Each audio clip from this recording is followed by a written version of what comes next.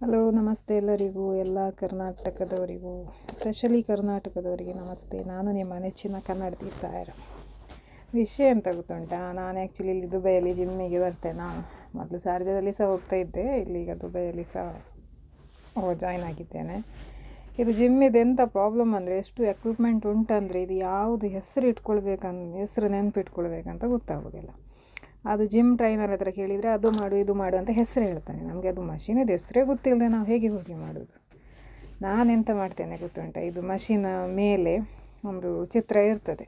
ಆ ಚಿತ್ರದಲ್ಲಿ ಮೆನ್ಷನ್ ಮಾಡಿ ಇರ್ತದೆ ಅದು ಚೆಸ್ಟಿಗ ಬ್ಯಾಕಿಗ ಏನು ಅಂತ.